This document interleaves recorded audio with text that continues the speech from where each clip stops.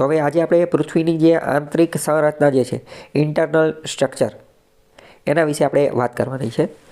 તો હવે આપણે વાત કરીએ કે પૃથ્વીની સપાટી છે.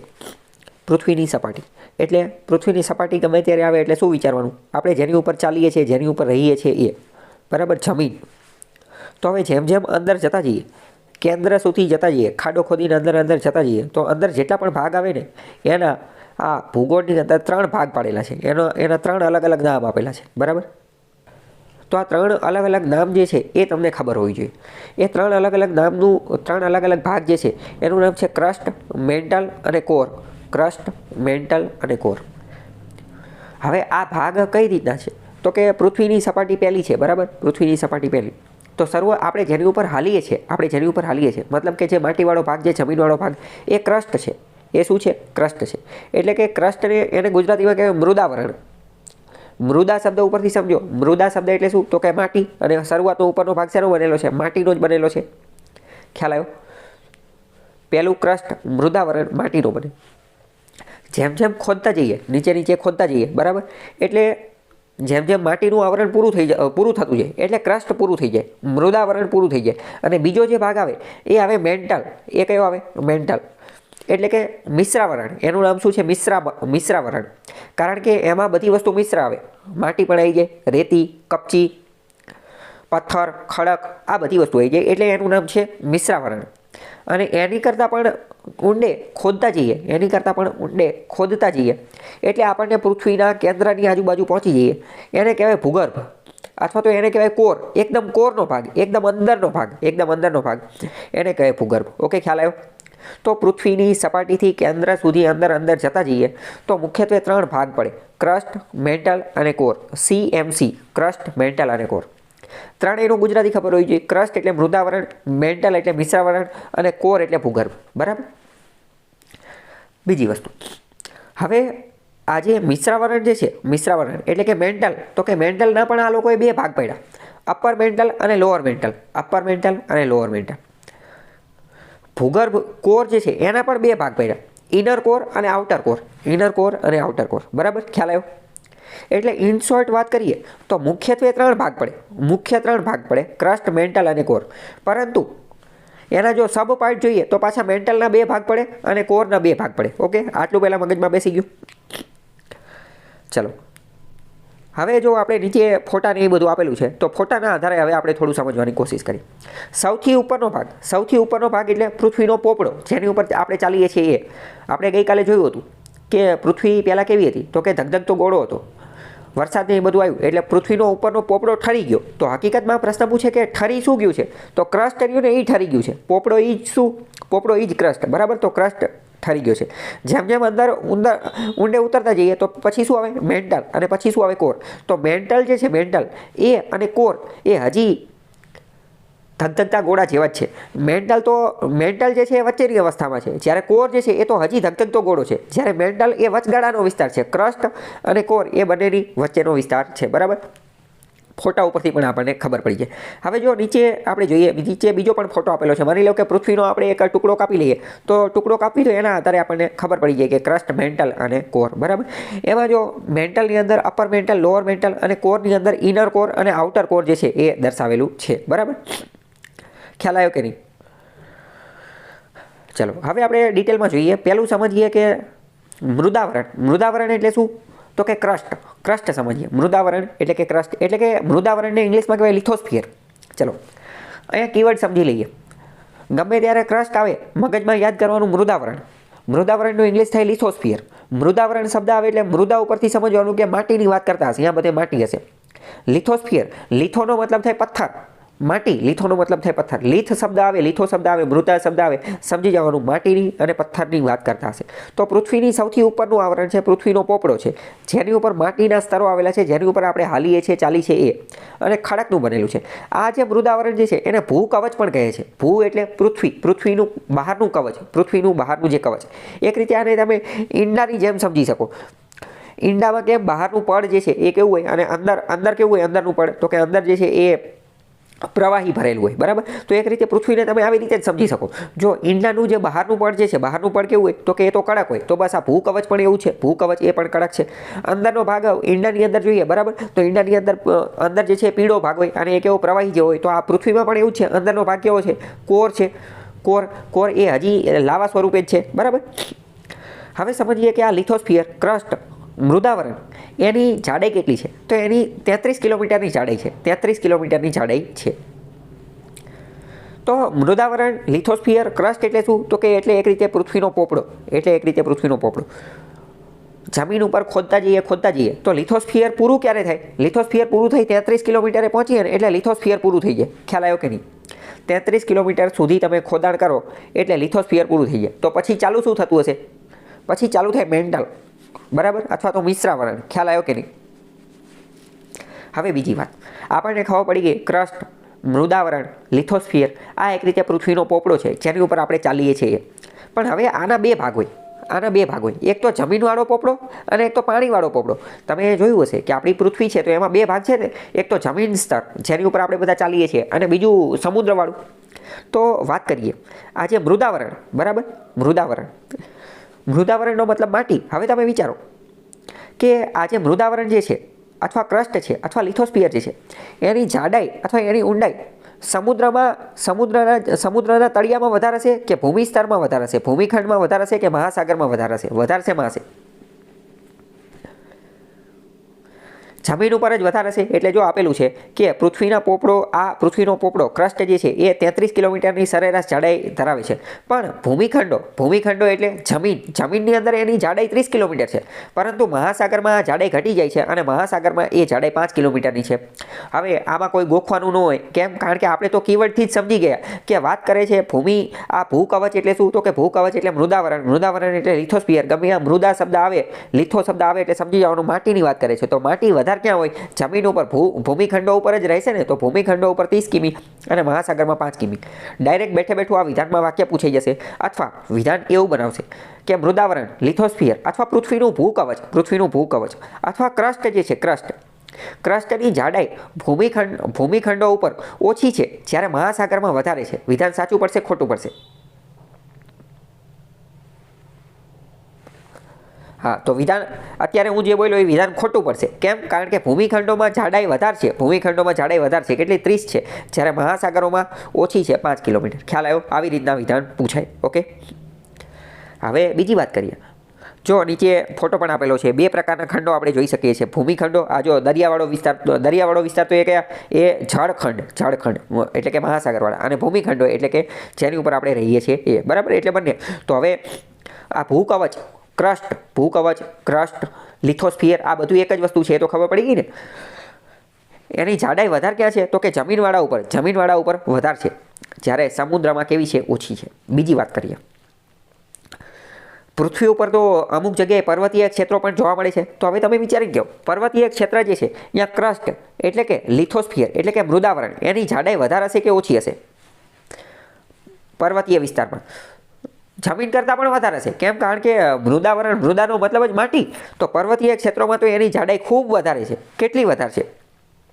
તો કે હિમાલય જેવી પર્વત શ્રેણીની જાડાઈ તો 70 કિલોમીટરની આજુબાજુ છે. ઓકે, હિમાલય જેવી પર્વત શ્રેણીની જાડાઈ 70 કિલોમીટરની આજુબાજુ છે. આ બધી જ વસ્તુ આપણે સમજી ગયા. તો આ ડાયરેક્ટ તે આ વિધાનવાળા વાક્યમાં પ્રશ્ન પૂછાઈ જશે. વિધાન કેવું પૂછશે? તો કે પૃથ્વીના ક્રસ્ટના સંદર્ભમાં પૃથ્વીનું ક્રસ્ટ જે છે, અથવા તો પૃથ્વીનું મૃદાવરણ, અથવા પૃથ્વીનું લિથોસ્ફિયર, અથવા પૃથ્વીનું ભૂકવચ, એક જ વસ્તુના અલગ અલગ નામ છે. તમને કન્ફ્યુઝ કરવા અલગ અલગ નામ દઈ દે કે એની બાબતે નીચેના વિધાનો ધ્યાને લો. પહેલું વિધાન એવું આપી દેશે કે ભૂમિખંડોમાં તેની જાડાઈ વધારે છે. બીજું વિધાન આપી દેશે સમુદ્ર ખંડોમાં તેની જાડાઈ વધારે છે. ત્રીજું વિધાન આપી દેશે કે પર્વતીય વિસ્તારમાં તેની જાડાઈ વધારે છે, બરાબર. તો તમારે પતો લગાવવાનો કે કઈ રીતનું છે. તો કે ભૂમિખંડોમાં જાડાઈ વધારે છે, સમુદ્રમાં જાડાઈ વધારે નથી, અને પર્વતીયમાં તો ખૂબ વધારે છે. ઓકે, ખ્યાલ આવે? કોન્સેપ્ટ તમારો ક્લિયર હોવો જોઈએ. એકવાર તમારો કોન્સેપ્ટ ક્લિયર થઈ ગયો એટલે પછી તો તમે ગમે ત્યારે એનો આન્સર આપી શકો. ઓકે, ખ્યાલ આવ્યો કે નહીં? ચલો હવે વાત કરીએ. પૃથ્વી સપાટીની નજીકના ભાગમાં પ્રસ્તર ખડકોનું પાતળું સ્તર છે. પૃથ્વી સપાટીની નજીકના ભાગમાં એટલે કે પૃથ્વીની સપાટી એટલે કે ભૂકવચ એટલે કે ભૂસપાટી, આ ક્રસ્ટ જે છે જેની ઉપર આપણે ચાલીએ છીએ, તો એની ઉપર પ્રસ્તર ખડકોનું પાતળું સ્તર છે. બધા કીવર્ડ સમજવાના, જે અંડરલાઇન કરેલી છે એ ખાસ સમજવાના. ખડક એટલે શું? તો કે ખડક એટલે રોક. ખડકને ઇંગ્લિશમાં કહેવાય રોક. રોક એટલે શું? ખડક એટલે શું? તો કે પથ્થર. મગજમાં ઇમેજિન કરવાનું, એની આકૃતિ ક્લિયર કરવાની કે ખડક એટલે કે રોક એટલે કે પથ્થર એટલે કે ખડકો હશે. પણ કેવા હશે? પ્રસ્તર. પ્રસ્તર શબ્દનો મતલબ શું? પ્રસ્તર શબ્દનો મતલબ એમ કે સ્તર લાગેલા હશે, એના લેયર્સ લાગેલા હશે. કેવું? પ્રસ્તર ખડકોનું પાતળું સ્તર છે, એનો પ્રસ્તર ખડકોનો મતલબ શું? પ્રસ્તરનો મતલબ કે સ્તર લાગેલા છે, લેયર લાગેલા છે. જો નીચે ફોટામાં આપેલું હશે, એ ફોટાની અંદર તમે એક પર્વત જેવું જોવો છો. જો આમાં તમને એવું લાગે છે કે બધા લેયર લગાવેલા હોય, અલગ અલગ લેયર હોય એવું લાગે, અમુક જગ્યાએ સફેદ, અમુક જગ્યાએ બ્રાઉન, અમુક જગ્યાએ રેડ, અલગ અલગ. તો આ બધા શું છે? લેયર્સ. તો આ જે ખડક જે છે, આ પ્રકારનો ખડક, આ પ્રકારના ખડકને આપણે શું કહીએ? પ્રસ્તર ખડક. પ્રસ્તર ખડક. કેમ પ્રસ્તર ખડક? કારણ કે આમાં લેયર્સ, ફાટા જોવા મળે છે, અલગ અલગ લેયર જોવા મળે. આ જોઈ અને આપણે એવું પણ કહી શકીએ ને કે પહેલાં એકાદું નીચેનું લેયર બન્યું હશે, પછી એની ઉપરનું લેયર બન્યું હશે, પછી બરાબર એવું કહી શકાય કે આ બધા લેયર એક હારે બનેલા છે, એવું કહી શકાય ખરા? બધા લેયર એક હારે ક્યારેય બન્યા હોય નહીં, કારણ કે બધા એક હારે બન્યા હોય તો બધાનો કલર એક રીતનો હોય, તો આવી રીતના લેયર બને જ નહીં. બરાબર? બધા અલગ અલગ સમયગાળામાં, અલગ અલગ સ્થાનમાં ને એમાં બનેલા છે. અને ઘણી બધી વાર આપણે જમીનની અંદર ખોદતા હોઈએ, બરાબર? ઘણી બધી વાર તમે ક્યાંક ખાડા ખોદેલા ને એ બધા જોયા હશો, તો અહીંયા તમે ધ્યાનપૂર્વક જોશો તો તમને ખ્યાલ આવશે. અહીંયા તમે ખુદ પણ આ પ્રકારના સ્તર, આ પ્રકારના લેયર્સ જે છે એ જોઈ શકશો. બરાબર? આપણે જ્યારે જમીનને બધું ખોદતા હોય, બરાબર, તો આને શું કહેવાય? પ્રસ્તર કહેવાય. પ્રસ્તર કીવર્ડના આધારે સમજવાનું કે અલગ અલગ સ્તર એટલે કે અલગ અલગ લેયર આવેલા છે. તો પૃથ્વીની સપાટીના નજીકના ભાગમાં પ્રસ્તર ખડકોનું પાતળું સ્તર છે. આ વિધાન તમને આખું સમજાઈ ગયું કે ન સમજાણું? બરાબર? આપણે જ્યારે જમીન ખોદતા હોય તો ત્યારે પણ આ પ્રકારની વસ્તુ જોવા મળતી હોય. બરાબર? હવે આ જે પ્રસ્તર ખડકો એટલે કે લેયરવાળા જે ખડકો જે છે એ પૂરા થઈ જાય જમીન ખોદતા જઈએ. બરાબર? જમીન ખોદતા જઈએ તો પહેલાં શું આવે? પ્રસ્તર ખડકોનું પાતળું સ્તર આવે. એ પૂરું થઈ જાય પછી શું આવે? તો એ પછી જે આવે ને એની પછીના વિસ્તારને બે વિભાગમાં વહેંચવામાં આવે. એની પછીના વિસ્તારને બે વિભાગમાં વહેંચવામાં આવે. શિયાલ અને સીમા. શિયાલ અને સીમા. શિયાલ શું છે? તો કે શિયાલને કહેવાય ભૂકવચ. શિયાલને કહેવાય ભૂકવચ. સૌથી પહેલાં શું આવશે? ભૂકવચ આવશે. આ બધું લાઇનમાં જ આવે. બરાબર? પહેલાં શું આવ્યું? ક્રસ્ટ આવ્યું. ક્રસ્ટની નીચે જઈએ તો અમુક આપણને લેયર્સ, પ્રસ્તર ખડકો જોવા મળે. પ્રસ્તર ખડકોની અંદર જઈએ તો પહેલાં ભૂકવચ આવે અને પછી ભૂરસ આવે. બરાબર? કીવર્ડના આધારે સમજીશું. ભૂકવચ છે તો એ કેવું હશે? એ થોડુંક સોલિડ, ઘન પ્રકારનું હશે. અને ભૂરસ જે છે એ કેવું હશે? રસ છે. રસ તો કેવું હશે? લિક્વિડ પ્રકારનું હશે. બરાબર? કીવર્ડના આધારે ખબર પડે રસ કેવો હોય, લિક્વિડ હોય. ચલો, તો ભૂકવચ જાડું હશે, ઘન જેવું હશે, એની ઉપર ઊભું રહી શકે. એને કહેવાય શિયાલ. શિયાલ નામ એને એટલા માટે આપેલું કારણ કે SI, સીનો મતલબ સિલિકા. સીનો મતલબ સિલિકા. સિલિકા એટલે કે રેતી. અને AL એટલે કે એલ્યુમિનિયમ. એલ્યુમિનિયમ. ઓકે, ખ્યાલ આવી ગયો? પ્રશ્ન પૂછાઈ જશે, ભૂકવચ શેનું બનેલું છે? ભૂકવચ શિયાલનું બનેલું છે. એટલે કે સિલિકા અને એલ્યુમિનિયમ, સિલિકા અને એલ્યુમિનિયમનું બનેલું છે. એની પછી છે ભૂરસ. ભૂરસ એટલે કે સીમા, સીમા અથવા સાઈમા, સીમા અથવા સાઈમા. એ શેનું બનેલું છે? તો કે SI, સી એટલે સિલિકા, અને MA એટલે કે મેગ્નેશિયમ. તો એ શેનું બનેલું છે? મેગ્નેશિયમનું. ભૂકવચ, શિયાલ, સિલિકા અને એલ્યુમિનિયમ. ભૂરસ, સીમા અથવા સાઈમા, સિલિકોન અને મેગ્નેશિયમ. ખ્યાલ આવી ગયો કે ન આવ્યો? શિયાલ મુખ્યત્વે ભૂકવચમાં જોવા મળે. ભૂકવચમાં એટલે કે ભૂમિખંડોમાં જોવા મળે. ભૂમિખંડોની અંદર જોવા મળે. જ્યારે સીમા મુખ્યત્વે સમુદ્ર ખંડોની અંદર જોવા મળે. સમુદ્ર ખંડોની અંદર જોવા મળે. બરાબર? સમુદ્રની. હવે તમે મને વિચારી અને કહો કે મેગ્નેશિયમનું પ્રમાણ વધારે ક્યાં હશે? જમીનમાં કે સમુદ્રમાં? મેગ્નેશિયમનું વધારે પ્રમાણ ભૂમિખંડોમાં હશે કે સમુદ્રમાં હશે? મેગ્નેશિયમનું વધારે પ્રમાણ સમુદ્ર ખંડોની અંદર હશે. સમુદ્ર ખંડોની અંદર. અત્યારે તો મેં તમને સમજાવ્યું. જો કીવર્ડના આધારે સમજો. ભૂરસ, રસ એટલે કે લિક્વિડ. લિક્વિડ કોણ હોય? સમુદ્ર હોય. અને સીમા ક્યાં જોવા મળે? સીમા સમુદ્રમાં જોવા મળે. ખ્યાલ આવ્યો કે નહીં? ચલો ફરીથી સમજાવું આખી વસ્તુ. ભૂકવચ એટલે કે શિયાલ એટલે કે સિલિકા અને એલ્યુમિનિયમ મુખ્યત્વે ભૂમિખંડોમાં જોવા મળે, જમીનની અંદર જોવા મળે. જમીનની અંદર મુખ્યત્વે સિલિકા, રેતી અને એલ્યુમિનિયમ જોવા મળે. ભૂરસ, સીમા એટલે કે સિલિકા અને મેગ્નેશિયમ મુખ્યત્વે સમુદ્રમાં જોવા મળે. સમુદ્રમાં. તો સમુદ્રમાં મેગ્નેશિયમનું પ્રમાણ વધારે હશે. બરાબર? સમુદ્રમાં મેગ્નેશિયમનું પ્રમાણ વધારે હશે. સમુદ્રમાં જે ખડકો હોય એ મેગ્નેશિયમના બનેલા હોય. મેગ્નેશિયમના. બરાબર? અને એ ચૂનાના પથ્થરના બનેલા હોય. ચૂનાના પથ્થરના. કેલ્શિયમ અને મેગ્નેશિયમનું પ્રમાણ જે છે એ સમુદ્રમાં વધારે જોવા મળે. તમે આપણે દેવભૂમિ દ્વારકાની અંદર આવેલો છે એક શું કહેવાય,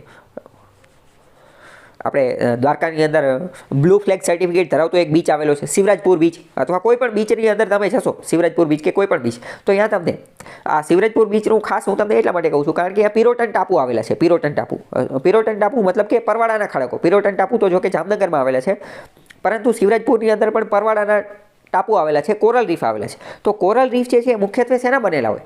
તો કે મુખ્યત્વે ચૂનાના પથ્થરના બનેલા હોય, કેલ્શિયમ અને મેગ્નેશિયમના બનેલા હોય. કેલ્શિયમ અને મેગ્નેશિયમના બનેલા ખડકો હોય. ખડક એટલે શું? તો કે પથ્થર. એક રીતે એ પથ્થર જ હોય, સેલ હોય, એ સેલ કવચ હોય. જે હકીકતમાં પરવાળાના ખડકો એ સજીવો છે, માઇક્રો ઓર્ગેનિઝમ છે. એમનું ડેડ બોડી જે છે એ ખમણ થઈ ગયું હોય અને એનો જે છે એ સટ્ટો લાગી ગયો હોય એ રીતે બનેલું હોય. બરાબર. બાકી આપણે એ ડિટેલમાં જ્યારે જોઈશું ત્યારે ખ્યાલ આવશે. ઓકે, ચલો હવે હું તમને ફરીથી સવાલ પૂછું કે મેગ્નેશિયમનું પ્રમાણ ભૂમિખંડો, જમીન ખંડોમાં વધારે જોવા મળશે કે સમુદ્ર ખંડોમાં વધારે જોવા મળશે? મેગ્નેશિયમનું પ્રમાણ સમુદ્ર ખંડોમાં વધારે જોવા મળશે. ઓકે, ચલો આગળ જઈએ. હવે વાત કરીએ શિયાળ. શિયાળ ક્યાં જોવા મળશે? શિયાળ અને સીમા. હવે આપણને બે વસ્તુ ખબર પડી ગઈ. શિયાળ મુખ્યત્વે ક્યાં જોવા મળશે? જમીન ઉપર. તો શિયાળ જે છે એ મુખ્યત્વે ગ્રેનાઇટ ખડકોના બનેલા હોય. કોના? ગ્રેનાઇટના. હવે તમે વિચારો, ગ્રેનાઇટ ખડકો ક્યાં જોવા મળશે? સમુદ્રમાં જોવા મળશે કે જમીન ઉપર જોવા મળશે? જમીન ઉપર. બરાબર. હવે જો આ બધામાં મુખ્યત્વે એવું, એટલે કે મોટે ભાગે, પછી એવું નહીં કે ગ્રેનાઇટ પછી સમુદ્રમાં જોવા જ ન મળે, અમુક વાર જોવા મળી પણ છે, પણ મોટે ભાગે મુખ્યત્વે શબ્દ વાપરવાનો. બરાબર. તો શિયાળની અંદર કેવા ખડકો છે? તો કે ગ્રેનાઇટના ખડકો બનેલા છે. વિધાનવાળા વાક્યમાં પૂછાઈ જશે શિયાળ, તો કે ગ્રેનાઇટના ખડકો. તેમાં સિલિકા અને એલ્યુમિનિયમ હોય છે, આપણે ઓલરેડી જોઈ લીધું. શિયાળની ઘનતા કેટલી છે? તો કે શિયાળની ઘનતા છે એ 2.75 થી 2.90 ગ્રામ પ્રતિ ઘન સેમીની આજુબાજુ હોય છે. બરાબર. એટલે કે 3ની આજુબાજુ હોય છે. ઇન શોર્ટ 3ની આજુબાજુ હોય છે. બરાબર. અને જો ભૂમિખંડોની રચના શિયાળથી થયેલી બને છે. મેં તમને ઓલરેડી ચલાવી દીધું કે ભૂમિખંડો, જમીન એ શિયાળથી બનેલા છે. ઓકે, ચલો હવે એની નીચે જઈશું. શિયાળની નીચે જઈશું તો શું આવશે? વિચારીને કેવું. તો શિયાળની નીચે અંદર ઊંડે ખોદતા જઈશું તો શું આવશે? શિયાળ પછી શું આવશે? શિયાળ પછી સીમા આવશે ને? શિયાળ પછી સીમા આવશે. બરાબર. હા, હવે તમે વિચારો, શિયાળ પછી સીમા આવશે તો સીમાની ઘનતા જે છે, સીમાની ઘનતા એ શિયાળ કરતાં વધુ હશે કે ઓછી હશે? વધારે હશે. બરાબર. એની ઘનતા કેવી હશે? વધારે હશે. કારણ કે આપણે ગઈકાલે જ સમજી ગયા છીએ, ઘનતાનો આખો કોન્સેપ્ટ સમજી ગયા કે જેમ જેમ પૃથ્વીની અંદર ઊંડાણમાં જતા જઈએ એમ ઘનતા વધતી જાય છે. બરાબર. ચલો, તો કે હવે જો શિયાળની નીચે આવેલા સ્તરમાં સિલિકા અને મેગ્નેશિયમ જોવા મળે છે, જેને સિલિકા અને મેગ્નેશિયમ એટલે કે સીમા અથવા સાયમા કહેવામાં આવે છે. અને આ ખડકો કેના બનેલા હોય છે? બેસાલ્ટના બનેલા હોય છે. બરાબર. શિયાળ શેના બનેલા હોય? તો કે શિયાળ એટલે કે ગ્રેનાઇટ. શિયાળ એટલે કે ગ્રેનાઇટ. અને સીમા એટલે શું? તો કે બેસાલ્ટ. સીમા એટલે કે બેસાલ્ટ. બરાબર. યાદ રાખી લેવાનું તમારે. અને આની ઘનતા આશરે 2.9 થી 4.7 ગ્રામ પ્રતિ ઘન સેમીની આજુબાજુ હોય છે. જો અહીંયા આપણે જોઈ શકીએ છીએ, ઓલામાં 3ની આજુબાજુ હતી, અહીંયા તો 3થી તો ચાલુ થાય છે, 3 થી 4ની આજુબાજુ હોય છે. ખ્યાલ આવ્યો કે ન આવ્યો? વિધાનવાળા વાક્યમાં શું મૂકશે? કે શિયાળની ઘનતા સીમા કરતાં વધુ હોય છે. તમે તો જો ખબર હોય તો ઠીક છે, નહીંતર આપણે તો ઓલરેડી કોન્સેપ્ટ સમજી ગયા. પહેલાં શિયાળ આવે, પછી સીમા આવે. અને યાદ રાખવું હોય તો તમે એવી રીતે પણ યાદ રાખી શકો. કઈ રીતે? કે શિયાળ લખી નાખવાનું, શિયાળ. બરાબર. અને સીમા. તો પહેલાં એ આવે કે પહેલાં એમ આવે? પહેલાં એ આવે કે પહેલાં એમ આવે? તો પહેલાં શિયાળ આવે અને પછી સીમા આવવાનું. કેમ? કારણ કે એ પહેલાં આવે. તો નીચે જમીનમાં ખોદતા જઈએ તો પહેલાં આપણને શિયાળ ફટકાશે, પહેલાં શિયાળ મળશે અને પછી સીમા મળશે. બરાબર. તો ઘનતા કોની વધુ છે? ઘનતા કોની વધુ હોય? આપણે ગઈકાલે જોઈ છીએ, જેમ જેમ ઊંડે જતા જઈએ, પૃથ્વીની અંદર ઊંડે જતા જઈએ એમ ઘનતા વધતી જાય. તો શિયાળની ઘનતા ઓછી હશે, જ્યારે સીમાની ઘનતા એની સરખામણીમાં વધુ હશે. ખ્યાલ આવ્યો કે નહીં? ઓકે, કંઈ ડાઉટ હોય તો પૂછી લો. ઇન શોર્ટ તમારે એવું યાદ રાખવાનું કે શિયાળની ઘનતા કેટલી છે? શિયાળની ઘનતા એ 3ની આજુબાજુ છે. અને સીમાની ઘનતા કેટલી છે? તો કે 4ની આજુબાજુ છે. બરાબર. ચલો હવે વાત કરીએ સીમા. સીમા કેટલું છે? તો કે સીમા જે છે એની ઊંડાઈ 1000 કિલોમીટરની આજુબાજુ છે. 1000 કિલોમીટરની આજુબાજુ. બરાબર. તો સૌથી પહેલાં આપણે શું જોયું કે ક્રસ્ટ, પૃથ્વીનો પોપડો આવશે, પછી શું આવશે? પછી શિયાળ આવશે, પછી શું આવશે? સીમા આવશે. સીમાની જાડાઈ કેટલી હશે? ઊંડાઈ કેટલી હશે? તો કે 1000 કિલોમીટરની આજુબાજુ હશે. બરાબર. હવે આપણે વાત કરીએ તો મુખ્યત્વે માનવ સૃષ્ટિ એટલે કે સજીવો, માનવો, પ્રકૃતિ, આ બધી જ વસ્તુ, આ બધી જ જીવસૃષ્ટિ જે છે ને એ શિયાળ અને સાયમાની અંદર જ જોવા મળે છે. શિયાળની અંદર શું જોવા મળશે? તો કે આપણે સજીવો, મનુષ્ય જોવા મળશે. જ્યારે સાયમાની અંદર મુખ્યત્વે દરિયાઈ સૃષ્ટિ, દરિયાની અંદર પણ જીવન તો રહેલું જ છે ને, એ જોવા મળશે. ખ્યાલ આવ્યો કે નહીં? હવે જો તમારા મગજમાં બધું ક્લિયર થઈ જવું જોઈએ કે સિયાલ એટલે ભૂમિખંડો આપણે રહીએ, સીમા એટલે દરિયાઈ ખંડ જે શું કહેવાય દરિયાઈ જીવસૃષ્ટિ રહીએ. ઓકે, ખ્યાલ આવી ગયો. કોની ઘનતા વધુ, કોની ઘનતા ઓછી, ક્યાં કયા ખડક જોવા મળે, ક્યાં ગ્રેનાઇટ જોવા મળે, ક્યાં બેસાલ્ટ જોવા મળે, બરાબર. તો એ બધી તમને ખ્યાલ હોવી જોઈએ. ઓકે, ચલો કંઈ ડાઉટ હોય તો પૂછી લો. તો હવે ભૂમિખંડો એટલે કે જમીન ઉપર, ભૂમિખંડો ઉપર સાયમાના આવરણ ઉપર સિયાલનું આવરણ સ્પષ્ટ જોવા મળે છે. તો હવે ચલો પહેલાં આપણે આ વાત સમજીએ કે ભૂમિખંડો જે છે એમાં સાયમાના આવરણ ઉપર સિયાલનું આવરણ સ્પષ્ટ જોવા મળે છે. આનો મતલબ શું? ઉપર કયું આવરણ હશે, નીચે કયું આવરણ હશે, બરાબર. નીચે સીમા હશે, સાયમા હશે અને ઉપર કયું હશે, સિયાલ હશે, બરાબર. આપણે ઓલરેડી એ તો સમજી ગયા, એ પહેલાં આવે અને એમ પછી આવે, બરાબર. તો કે ભૂમિખંડોમાં સિયાલ અને સાયમા ઉપર નીચે જોવા મળે છે, પરંતુ સમુદ્રમાં અને મહાસાગરના ઊંડા તળિયામાં સાયમાનું સ્તર તળિયાની સપાટીએ આવેલું છે. તળિયાની સપાટી એનો મતલબ શું કે એમાં સિયાલ જે છે, સિયાલ એ એટલું બધું જોવા મળતું નથી, બરાબર. ખ્યાલ આવ્યો? ચલો હવે જો અહીંયા આ બધું આપેલું છે, સિયાલ ક્યાં છે અને સાયમા ક્યાં છે. આ જે જમીનનો એક ફોટો છે, ભૂમિખંડનો ફોટો છે, એમાં આપણે જોઈ શકીએ છીએ સિયાલ ઉપર છે અને સીમા જે છે એ નીચે છે, બરાબર. એ પહેલાં આવે એમ પછી આવે, એવી રીતે પણ તમે યાદ રાખી શકો છો. હવે આપણે દરિયાની થોડી વાત કરીએ તો મહારાષ્ટ્રની અંદર, મુંબઈની અંદર દરિયા કિનારો આવેલો છે અને પણ જોકે અહીંયા દરિયા કિનારાની વાત નથી, અહીંયા આપણે ભૂમિખંડોની જ વાત કરીએ છીએ. તો વાત કરીએ મહારાષ્ટ્રમાં મુંબઈથી પુણે જઈએ તો મુંબઈથી પુણેનો હાઈવે જે છે એ બહુ સારો હાઈવે છે. આ લોનાવાલા અને ખંડાલા અને એ બધું અહીંયા જ આવેલું છે. તો અહીંયા એક બીજી જગ્યા પણ આવેલી છે, માથેરાન. તો માથેરાન જે છે ત્યાં લાવાના થર જોવા મળે છે. તો આજે લાવાના થરનો મતલબ શું? થરનો મતલબ લેયર્સ એટલે કે સ્તર, બરાબર. કેવા હશે? હમણાં આપણે જે ફોટો જોયો એવા. તો આ લાવા જે છે એ જ્વાળામુખી પ્રસ્ફોટન દરમિયાન બહાર સપાટી ઉપર ફેલાઈ જવાથી જોવા મળેલા છે. એટલે કે આ ભૂમિખંડોની અંદર આ પ્રકારની વસ્તુ સિયાલ અને સીમા જે છે જોવા મળે છે. સેમ આ જ વસ્તુ ગિરનારના ખડક ઉપર, ગિરનારનો જે પર્વત જે છે અહીંયા બેસાલ્ટ અને ગ્રેનાઇટના ઘણા બધા ખડકો જે છે એ જોવા મળે છે. ઓકે, ખ્યાલ આવ્યો કે નહીં? તો આ બધી જ વાત આપણે કરી નાખી કોની? તો કે ક્રસ્ટની. આ બધી જ વાત આપણે કોની કરી નાખી? ક્રસ્ટની, બરાબર. ક્રસ્ટની અંદર જ ક્રસ્ટના જ બે ભાગ, ક્રસ્ટના પણ એક રીતે બે ભાગ કહી શકાય, સિયાલ અને સીમા. ખ્યાલ આવ્યો કે નહીં? સિયાલ અને સીમા મુખ્યત્વે આપણે વાત કરીએ તો પૃથ્વીની અંદર જતા જઈએ તો ક્રસ્ટ, મેન્ટલ અને કોર એમ ત્રણ ભાગ છે. પણ ક્રસ્ટના પાછા બે ભાગ, સિયાલ અને સીમા. મેન્ટલના પાછા બે ભાગ, અપર મેન્ટલ અને લોઅર મેન્ટલ. અને કોરના પણ પાછા બે ભાગ, ઇનર કોર અને આઉટર કોર. ખ્યાલ આવ્યો કે નહીં? ઓકે, આ બધું તમને લાઈનમાં ખબર હોવી જોઈએ. ચાલો નીચે ઓલા માથેરાનના ખડકો, પથ્થરો, પર્વતો જે છે એ બતાવેલા છે. માથેરાન જે છે મહારાષ્ટ્રની અંદર મુંબઈની આજુબાજુ આવેલું છે. ઓકે, તો હવે આપણે લિથોસ્ફિયર, મૃદાવરણ, ક્રસ્ટ એ આખું ડિટેલમાં જોઈ લીધું. એમાં કંઈ ડાઉટ હોય તો પૂછી લો. તો હવે આપણે જે ક્રસ્ટ એટલે કે લિથોસ્ફિયર એટલે કે મૃદાવરણ એ પૂરું થાય પછી શું આવશે? પછી આવશે મેન્ટલ એટલે કે મિશ્રાવરણ. આને શા માટે કીધું? કારણ કે આપણે એક રીતે કહીએ ને કે આ તો વચ્ચેનો વિસ્તાર છે, ક્રસ્ટ, મેન્ટલ અને કોર. તો હકીકતમાં ક્રસ્ટ અને કોરની વચ્ચેનો વિસ્તાર છે ને, ક્રસ્ટ અને. તો આ જે મેન્ટલના ગુણધર્મો કેવા હશે? તો કે મેન્ટલમાં થોડું ઘણું ક્રસ્ટે હશે અને થોડું ઘણું કોરે હશે. એટલે એને શું કીધું? મિશ્રાવરણ કીધું. ખ્યાલ આવ્યો કે નહીં? ઓકે, મેન્ટલ, મિશ્રાવરણ જે બંને હોય. હવે આપણે ખોદતા જઈએ, પૃથ્વીની અંદર ખોદતા જઈએ તો ક્રસ્ટ ક્યાં સુધી હોય? તો કે 33 કિલોમીટર સુધી ખોદતા જઈએ ત્યાં સુધી આપણને ક્રસ્ટ મળે અને ક્રસ્ટની અંદર જ તે સિયાલ અને સીમા આવી જાય. પરંતુ હવે 33 કિલોમીટર પૂરું થઈ ગયું, ક્રસ્ટ પૂરું થઈ ગયું અને મેન્ટલ ચાલુ થઈ ગયું. તો મેન્ટલ ક્યાં સુધી મળે? તો કે મેન્ટલ મળે 2900 કિલોમીટર સુધી, 2900, 2900 કિલોમીટર સુધી ખોદતા જઈએ ને ત્યાં સુધી આપણને મેન્ટલ મળે. હવે તમે વિચારીને કહો, 2900 કિલોમીટર સુધી આપણે ખોદી નાખ્યું. જોકે આપણે ખોદ્યું નથી, આપણે ગયા છીએ 12 કિલોમીટર સુધી. પણ માની લો કે કદાચ આપણે 2900 કિલોમીટર સુધી ખોદી નાખ્યું તો મેન્ટલ મળી ગયો આપણને. એ બધું મેન્ટલ જ હોય, બરાબર. મેન્ટલ પૂરું થઈ ગયું, 2900 કિલોમીટર પૂરું થઈ ગયું. પછી શું ચાલુ થશે? યસ, પછી શું? પછી કોર ચાલુ થઈ જશે, બરાબર. પછી કોર ચાલુ થઈ જશે, બરાબર. તો 2900 કિલોમીટર આ એની ઊંડાઈ છે અથવા એની જાડાઈ છે અને આની અંદર મિશ્ર ખનિજ જોવા મળે છે. મિશ્ર ખનિજ જોવા મળે છે એટલે જ એને શું કહે છે? મિશ્રાવરણ કહે છે. હવે વાત કરીએ મિશ્રાવરણ ચાલુ થયું તો મિશ્રાવરણનું જે શરૂઆતનું પડ્યું ને એને એસ્થેનોસ્ફિયર કહેવામાં આવે છે. શરૂઆતનું પડ્યું એને શું કહેવાય? એસ્થેનોસ્ફિયર કહેવામાં આવે છે.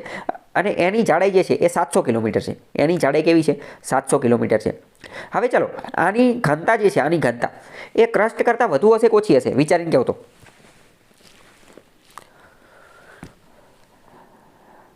ક્રસ્ટ કરતાં વધુ હશે. કેમ? કારણ કે જેમ જેમ હવે આપણે વધુને વધુ ઊંડે જતા જઈએ છીએ તો એની ઘનતા કેવી હશે? વધારે હશે. તો આની ઘનતા 3.5 આની આજુબાજુ હશે. તો આ જે એસ્થેનોસ્ફિયર જે છે એસ્થેનોસ્ફિયર એ 3.5ની ઘનતા ધરાવતા બેસાલ્ટ ખડકો અહીંયા વધુ જોવા મળે છે. બેસાલ્ટ ખડકો અહીંયા વધુ જોવા મળે છે. અને અહીં અમુક જે પદાર્થો રહ્યા એ મેગ્મા સ્વરૂપમાં પણ જોવા મળે છે. આપણે અત્યારે જોઈ લીધું કે મિશ્રાવરણ જે છે એ શું? મધ્યનો ભાગ છે. મધ્યનો ભાગ છે એટલે એમાં બંનેના લક્ષણો જોવા મળશે. કોણ બંને? તો કે ક્રસ્ટ અને કોર બંનેના લક્ષણો જોવા મળશે. કોરમાં તો બધું મેગ્મા લાવા સ્વરૂપે જ છે. મેગ્મા ગમે આ શબ્દ આવે ને એટલે કે લાવા યાદ કરવાનું, એટલે કે જેલ યાદ કરવાની.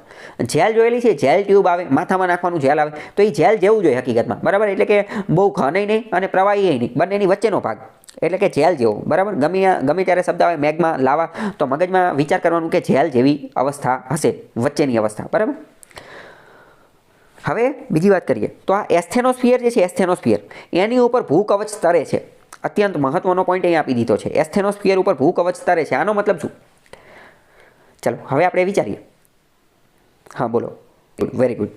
મૃદાવરણ જે છે હકીકતમાં મૃદાવરણ લિથોસ્ફિયર ક્રસ્ટ એ હકીકતમાં એસ્થેનોસ્ફિયર ઉપર તરે છે. અને એસ્થેનોસ્ફિયર એક રીતે શું છે? તો કે એસ્થેનોસ્ફિયર એ મેન્ટલનો ભાગ છે, બરાબર. એ મેન્ટલનો ભાગ છે. તો એસ્થેનોસ્ફિયર જે છે એની ઉપર ભૂકવચ તરે છે. આપણે એક રીતે વાત કરીએ તો આપણે આજે પૃથ્વી ઉપર ફરી રહ્યા છીએ, આપણે આજે જમીન ઉપર જે આંટા મારીએ છીએ, બરાબર, જે જમીન આવેલી છે તો એ શું છે? તો એની ઉપર એ આખું એસ્થેનોસ્ફિયર ઉપર તરે છે. એસ્થેનોસ્ફિયર નામની વસ્તુ છે. એસ્થેનોસ્ફિયર એટલે કે મેન્ટલ નામનું એસ્થેનોસ્ફિયર છે અને એની ઉપર આપણે આખા ક્રસ્ટ એટલે કે આખું ભૂકવચ જે છે એ તરે છે, બરાબર. વિધાનવાળા વાક્યમાં આ વસ્તુ પૂછી લેશે. ઓકે, ખ્યાલ આવ્યો કે નહીં? તો અહીંયા આપણું મેન્ટલ પણ પૂરું થાય છે. મેન્ટલમાં કંઈ ડાઉટ હોય તો પૂછી લો. ત્યારે વાત કરીએ ભૂગર્ભની એટલે કે કોર. તો કોર તો કેવું છે ભાઈ? કોર તો જેલનું બનેલું છે. જેલ એટલે જે કેદીન પૂરે એ જેલ નહીં, પણ સોલિડ અને લિક્વિડ એ બંનેની વચ્ચેની જે અવસ્થા હોય એ, બરાબર. જેલ જે માથામાં નાખવાની હોય એ એલોવેરા જેલ ને એ બધું આવે, એ પ્રકારની વસ્તુ એની અંદર જોવા મળે છે. એટલે કે લાવા ધગધગતો ગોળો જ છે. એ તો હજી ધગધગતો ગોળો જ છે. ત્યાંનું તાપમાન કેવું હશે? તો કે તાપમાન અત્યંત વધારે હશે. દબાણ કેવું હશે? દબાણ અત્યંત વધારે હશે. ઘનતા કેવી હશે? ઘનતા અત્યંત વધારે હશે. ઇન શોર્ટ બધું અત્યંત વધારે હશે, બરાબર. તો હવે વાત કરીએ આ ભૂગર્ભ ચાલુ ક્યાંથી થાય? તો જ્યાં મેન્ટલ પૂરું થાય ત્યાં ભૂગર્ભ ચાલુ થાય. મેન્ટલ પૂરું થાય ત્યાં ભૂગર્ભ એટલે કે કોર ચાલુ થાય. અને પૂરું ક્યાં થાય? તો જ્યાં સુધી પૃથ્વીના કેન્દ્ર સુધી ન પહોંચી જાય ત્યાં સુધી કોર જ ચાલુ રહે. તો કે પૃથ્વીનું કેન્દ્ર ક્યાં છે? તો કે 6370 કિલોમીટર અથવા તો 6371 કિલોમીટર, બરાબર. તો મેન્ટલથી પૃથ્વીના કેન્દ્ર સુધીના વિસ્તારને ભૂગર્ભ કહે છે. અને ભૂગર્ભનો વિસ્તાર કેટલો છે? તો કે 2900 કિમીની ઊંડાઈથી લઈને, એટલે 2900 કિમી તો શું છે? 2900 કિમી સુધી તો મેન્ટલ રહેલું છે. જેવું 2900 કિમી એ મેન્ટલ પૂરું થાય ત્યારથી લઈને, એટલે કે 2900થી ચાલુ થાય અને ત્યારથી લઈને એને ડાયરેક્ટ 6370 સુધી શું છે? એને આખાને કોર કહેવામાં આવે. આ આંકડો જે છે એ પણ પૂછાઈ શકશે. કોના કેટલા આંકડા છે એ પણ ખબર હોવી જોઈએ. ફરીથી હું તમને બધાના આંકડા કહી દઉં. ક્રસ્ટ મૃદાવરણ લિથોસ્ફિયર એ 300 કિલોમીટર જેટલી 33 કિલોમીટર જેટલું જે છે એ ધરાવતું હતું, બરાબર. 33 કિલોમીટર જેટલું. મેન્ટલ જે છે મેન્ટલ, બરાબર, તો એ 2900 કિલોમીટર જેટલું. અને કોર જે છે એ 2900થી લઈને તો 6370, બરાબર. હવે આપણે જોયું હતું કે ક્રસ્ટમાં શું હતું? ક્રસ્ટને સિયાલ અને સીમા કહેતા હતા. તો એવી રીતે આ ભૂગર્ભ કોર જે છે એને નીફે કહેવામાં આવે છે. નીફે શું કહેવામાં આવે છે? Neef, NIFE. નીફેનો મતલબ શું? ની એટલે કે નિકલ, બરાબર. અને FE ફે એટલે શું? ફેરસ એટલે કે લોખંડ. આપણે ગઈકાલે એક ટોપિકની અંદર જોયેલું હતું કે પૃથ્વીના ભૂગર્ભની અંદર ભારે ધાતુઓ આવેલી છે. તો કે ભારે ધાતુ એટલે કઈ? તો કે નિકલ અને લોખંડ જેવી, નિકલ અને ફેરસ જેવી ભારે ધાતુઓ આવેલી છે. અને આ જે ભારે ધાતુઓ આવેલી છે એના કારણે તે એની અંદર ચુંબકીય પ્રકારનો ગુણધર્મ જોવા મળે છે. અને એના કારણે તે એના અંદર ગુરુત્વાકર્ષણ બળ જોવા મળે છે. અને એટલે આપણે જોયું હતું કે ચુંબકીય બળ વધુ ક્યાં છે? તો કે કેન્દ્રની અંદર. કેમ? કારણ કે આ ભારે ધાતુ આવેલી છે નિકલ અને લોખંડ જેવી. ગુરુત્વાકર્ષણ બળ વધુ ક્યાં છે? તો કે કેન્દ્રની અંદર. કેમ? કારણ કે અહીંયા ભારે ધાતુ આવેલી છે નિકલ અને લોખંડ જેવી, બરાબર. નિકલ અને લોખંડ જેવી. તો ઇન શોર્ટ ભૂગર્ભની અંદર શું જોવા મળશે? નીફે જોવા મળશે. Neef, NIFE. ખ્યાલ આવી ગયો? કઈ ડાઉટ હોય તો પૂછી લો. હવે આ જે ભૂગર્ભ કોર છે તો એના પણ બે ભાગ છે, આંતરિક ભૂગર્ભ અને બાહ્ય ભૂગર્ભ. ઇનર કોર અને આઉટર કોર. તો માની લો કે પૃથ્વીથી ખાડો ખોદતા અંદર ગયા તો પહેલાં શું આવશે? પહેલાં આઉટર કોર આવશે અને પછી શું આવશે? પછી ઇનર કોર આવશે. એટલે કે આઉટર એટલે કે બહારનું, બહારનું જ પહેલાં આવશે ને. જમીન ઉપરથી ખાડો ખોદતા નીચે ગયા તો પહેલાં તો બહારનું જ આવશે, અંદરનું તો પછી આવશે, બરાબર. તો ચલો હવે તમે મને વિચારી ગયો પહેલાં આઉટર કોર આવશે, બાહ્ય ભૂગર્ભ આવશે, પછી ઇનર કોર આંતરિક ભૂગર્ભ આવશે. તો તાપમાન, દબાણ, ઘનતા આ બધું વધારે ક્યાં છે અને ઓછું ક્યાં છે? તાપમાન, ઘનતા, દબાણ, ગુરુત્વાકર્ષણ બળ, મેગ્નેટિક ફિલ્ડ.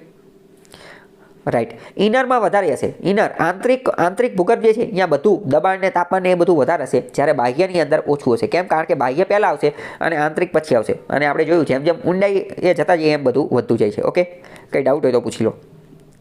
ચલો, તો હવે ભૂગર્ભ જે છે આ કોર જે છે એ કેવું છે? તરલ અને અર્ધ તરલ અવસ્થામાં છે, એટલે કે જેલ જેવી અવસ્થામાં છે, તરલ અને અર્ધ તરલ અવસ્થામાં છે. અને એની ઘનતા આશરે કેટલી છે? તો કે 5ની આજુબાજુ છે. એની ઘનતા આશરે કેટલી છે? 5ની આજુબાજુ છે. આપણે જોયું કે ક્રસ્ટની ઘનતા 3ની આજુબાજુ હતી, બરાબર. મેન્ટલની 4ની આજુબાજુ હતી અને કોરની ઘનતા જે છે એ 5ની આજુબાજુ હતી. 3, 4, 5નો આંકડો આપણે યાદ રાખવાનો. અને અહીંયા જોઈન્ટ પણ આપણને ખબર પડી જાય કે ભાઈ જેમ જેમ ઊંડાઈ વધતી જાય એમ ઘનતા કેવી થાય છે? વધતી જાય છે, બરાબર. ઓકે. અને એકદમ કેન્દ્રની અંદર, એકદમ કોરની અંદર જતા રહીએ ને તો ઘનતા 13ની આજુબાજુ પણ જોવા મળે છે. 13 ગ્રામ પ્રતિ ઘન સેમીની આજુબાજુ પણ જોવા મળે છે, બરાબર. જેલ જે છે એ યાદ કરી લેવાનું, બરાબર. જેલનું યાદ કરવાનું, બરાબર. કોરની 5 ગ્રામ પ્રતિ ઘન સેમીની આજુબાજુમાં છે, બરાબર. અને એકદમ નીચે, એકદમ ભૂગર્ભની અંદર, આંતરિક ભૂગર્ભની અંદર જતા રહીએ, આંતરિક ભૂગર્ભમાં તો 13ની આજુબાજુ જોવા મળે છે. તો અહીંયા દબાણ કેવું છે? અહીંયા દબાણ પણ વધારે છે, ગુરુત્વાકર્ષણ બળે વધારે છે, ચુંબકીય બળે વધારે છે, રિજિડિટી વધારે છે, અને આ બધું જ વધારે છે. ઓકે, ખ્યાલ આવ્યો કે નહીં? હવે વાત કરીએ તો પૃથ્વીનું ગુરુત્વાકર્ષણ બળ, ચુંબકીય બળ અને તેની સ્થિરતા, આ બધી જ વસ્તુ કોના આધારે છે? તો કે આ બધી જ વસ્તુનું મૂળ જો કોઈ હોય તો એ કોર છે. ઓકે, ખ્યાલ આવી ગયો કે નહીં? ગઈકાલે મેં તમને કીધું હતું કે હકીકતમાં આ બધા ગુણધર્મો પૃથ્વીમાં આવે છે ક્યાંથી? પૃથ્વી પાસે ગુરુત્વાકર્ષણ બળ શા માટે છે? મેગ્નેટિક ફિલ્ડ, ચુંબકીય બળ કોના કારણે છે? તો કે કોરના કારણે છે. કેમ? કારણ કે કોરની અંદર ભારે ધાતુઓ છે. કઈ ભારે ધાતુઓ? નિકલ અને ફેરસ નામની. અને લોખંડ તો આમે તે બધાને પોતાની તરફ જ ખેંચતું હોય છે, બરાબર. લોખંડ.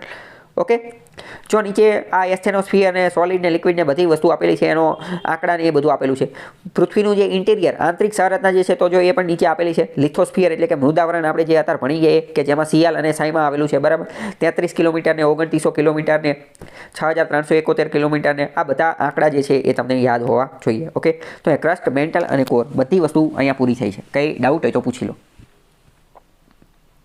ત્રીજો પાઠ આપણે જે ચલાવ્યો પૃથ્વીની આંતરિક સંરચના. હવે આપણે એનું સ્વાધ્યાય પણ જોઈ લઈએ. સ્વાધ્યાયના જે પ્રશ્નો આપેલા છે એ પણ જોઈ લઈએ. સ્વાધ્યાયના પ્રશ્નો જોતા પહેલાં આપણે સૌથી પહેલાં જે છે એ શું જોઈએ? એના MCQ જોઈ લઈએ. તો 5મા નંબરની અંદર જો 4 MCQ આપેલા છે. પહેલું કે પૃથ્વીનું ભૂગર્ભ કયા નામે ઓળખાય છે? ચલો વિચારીને કહેવો તો. કોર અથવા નિફેના નામે, બરાબર. બીજો છે ભૂગર્ભમાં કયા કયા ખનિજો મુખ્યત્વે છે? મુખ્યત્વે કયા ખનિજો જોવા મળે છે કોરની અંદર, ભૂગર્ભની અંદર? નિકલ અને લોખંડ, નિકલ અને લોહ, એ જવાબ આવશે, બરાબર. સિયાલ સ્તરમાં કયા પ્રકારના ખડકો છે? સિયાલમાં, સિયાલની અંદર કયા આવશે? તો કે સિયાલ જે છે એ ઉપરનું છે, એમાં ગ્રેનાઇટ, અને સીમાં જે છે એમાં બેસાલ્ટ, બરાબર. રોબિન્સન સોનાની ખાણ કયા દેશમાં આવેલી છે? દક્ષિણ આફ્રિકાની અંદર આવેલી છે, બરાબર. દક્ષિણ આફ્રિકાની અંદર, યસ, 4 કિલોમીટરની આજુબાજુ, બરાબર. હવે આપણે સ્વાધ્યાયના બીજા પ્રશ્નો જોઈએ. કે પહેલો પ્રશ્ન છે કે ભાઈ પૃથ્વીની આંતરિક રચના અને તેના વિભાગો જણાવી મૃદાવરણ સમજાવો. તો પહેલાં તો આંતરિક રચના એના વિભાગો એ તમને ખ્યાલ છે કે નથી ખ્યાલ? મુખ્ય 3 કયા?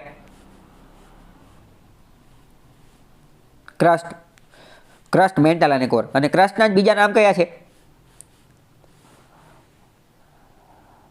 મૃદાવરણ અને લિથોસ્ફિયર, રાઈટ, યસ. અને ક્રસ્ટની અંદર શું આવશે? સિયાલ અને સીમા, બરાબર. મેન્ટલની અંદર શું આવશે?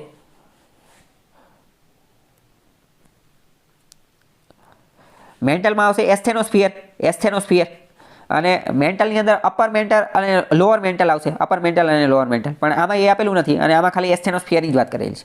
કોરની અંદર શું આવશે? ઇનર કોર અને આઉટર કોર, બરાબર. અને એમાં આવશે નિફે, બરાબર. તો આ બધું આપણે સમજાવી દીધું. અને હવે આપણે એમાંથી મૃદાવરણ સમજાવવાનું. તો મૃદાવરણ આપણે ઓલરેડી સમજી ગયા છીએ. શું મૃદાવરણ? તો કે મૃદા એટલે કે લિથોસ્ફિયર. આ એક રીતે શું છે? સિયાલ અને સીમા એની અંદર આવે છે, બરાબર. ભૂમિખંડોની અંદર આની જાડાઈ વધુ છે, 33 કિલોમીટરની આજુબાજુ છે, જ્યારે સમુદ્ર ખંડોની અંદર એની જાડાઈ ઓછી છે. વળી વાત કરીએ કે પર્વતીય વિસ્તારની અંદર તો આની જાડાઈ, આની ઊંચાઈ, આની જાડાઈ ખૂબ જ વધારે છે, બરાબર. એની ઘનતા પણ એ જ રીતની છે. તો એ બધું આપણે ઓલરેડી ડિસ્કસ કરી ચૂક્યા છીએ. હવે પૃથ્વીની આંતરિક સ્થિતિ જાણવાના પરોક્ષ સ્ત્રોતો કયા છે?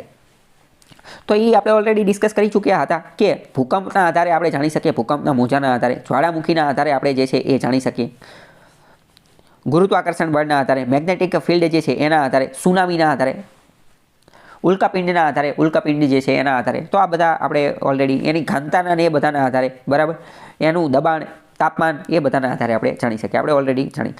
ભૂગર્ભની જાણકારીના કેટલા પ્રકારના સ્ત્રોત છે? એના સ્ત્રોત કેટલા પ્રકારના છે? તો કે 2 પ્રકારના છે, પ્રત્યક્ષ અને અપ્રત્યક્ષ. પ્રત્યક્ષ અને અપ્રત્યક્ષ, બરાબર. પ્રત્યક્ષ અને અપ્રત્યક્ષ અથવા પ્રત્યક્ષ અને પરોક્ષ. તો એમાં પ્રત્યક્ષ સ્ત્રોતની માહિતી આપો. તો પ્રત્યક્ષ તો કયા છે? પ્રત્યક્ષ તો કે રૂબરૂ અંદર ખાડો ખોદીને અંદર જઈને ચેક કરીને આવો, બરાબર. તો જે ખાણ ખોદીએ, સમારકામ જે કરીએ, ક્રૂડ ઓઇલને એ બધું ગોતવા માટે જે અંદર જતા હોય, રાઈટ. પણ વધુમાં વધુ તો આપણે કેટલા 12 કિલોમીટરે પહોંચ્યા છીએ, બહુ આગા ગયા નથી. પછી સિયાલ એટલે શું?